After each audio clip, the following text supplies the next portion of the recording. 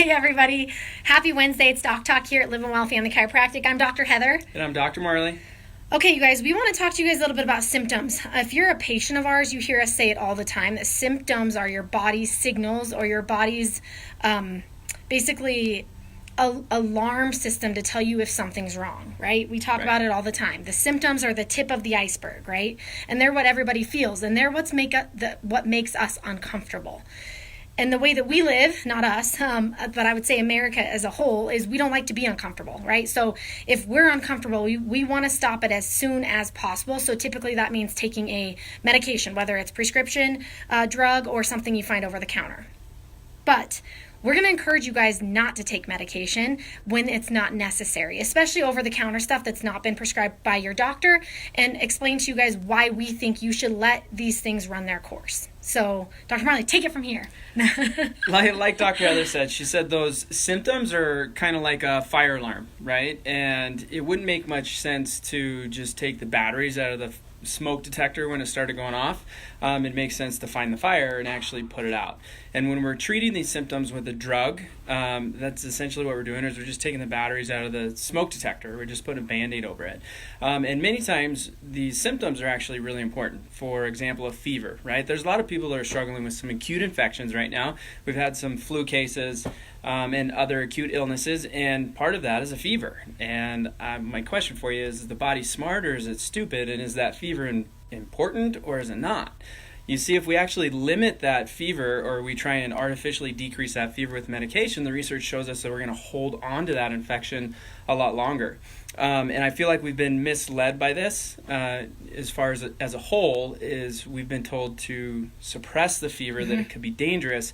But we're not going to run into a situation where that fever is dangerous until we're up about over 105. We have built-in mechanisms that actually keep that from happening. So if you have 103, 104 degree fever, that is a rockin' awesome fever, and your immune system is actually pumping out some serious antibodies. It is working so hard, so hard. And if you take fever-reducing medication, you are literally killing your own soldiers. So you're allowing the defender, the people we're trying, that little virus or bacteria that we're trying to kill, you are allowing it to take over if you suppress your fever. So while a fever may be uncomfortable, we may have some chills, some discomfort, body aches, that sort of thing. Just stick it out, people. Like literally read the American Academy of Medicine or whatever. All these, even medical establishments say do not medicate for a fever, yet when we go to hospitals or anything else, we automatically get fever-reducing medicine. Even when our kids go for well checks, and if they get shots, we're told to medicate before they go in, and then 2 to 3 days afterwards, keep medicating them to keep their fevers down. That's crazy to me. I want to know if there's any body symptoms happening after my child perhaps has had something like a shot. So keep that in mind as well, you guys. We want to see their true response to any sort of, inoculation. Okay, but that's beside the point. Second thing is, vomiting. Okay, so we're talking about acute illnesses here. We're not talking about people who have chronic long-term illnesses that perhaps have, never-ending nausea. But we're talking about these acute infections with nausea. One of the worst things that we can do is take an anti-nausea and stop the vomiting, right? If we're vomiting because we're infected with something in our gut, doesn't it make sense that we want to get it out as fast as possible, right? But if we take medication to suppress the vomiting, there we go again, allowing that virus or bacteria to just fester in our system rather than expelling it as violently as possible, right? Right, so I'm going to bring some of you back to the college days, right, where maybe you had a little bit too much to drink, and your body, the smart, intelligent response was get it out of the body as soon as possible. You just put a toxin inside of me. In that situation, you would never try and inhibit that vomiting, right? You understand that it's super important. You're trying to get that alcohol or that toxin out of your system, but yet we do that in other situations, and it really doesn't make sense. So we need to just let those symptoms actually run their course. Obviously, stay hydrated. You don't want to run into an issue of dehydration, but if you have vomiting or diarrhea, it's an intelligent response by your body to try and flush the system. Absolutely. And then the last thing I'll talk about is we're parents, we get it. Our kids get sick. We get sick, you guys. We're not like some unicorns that do not ever get sick. But I can tell you with certainty that we've never put a medicine in our body when we are sick. In the past, 10 years, maybe more.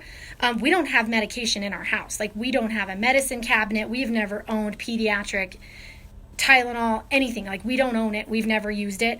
And our kids have never once had a medicine either in their entire lives, which we're blessed, okay? But that's our belief system when it comes to health and the body. And we have to trust that our body is not made stupidly, right? And if we let the body work how it's supposed to work, you're going to get over those infections a lot faster than if you suppressed your symptoms so that you can be comfortable for those 14 days you're miserable, rather than letting it be fierce for a good 7 days. Right. So if you think about it, let's say you have the flu, you're achy, you're tired, and instead of just listening to your body, going to bed and healing, you suppress that fever, you take some pain medication, and you slam a cup of coffee and try and get on with your day. And some NyQuil maybe if you want to sleep. Right. You're going to hold on to that infection longer. Yeah. So, if you're tired, if you have that malaise type of feel, just get horizontal and get some sleep. And then the last thing is, you guys, the urgent cares in hospitals are slammed right now because there's so much sickness going around. When you guys go in, I encourage you to make sure and verify that whatever the doctor is diagnosing you with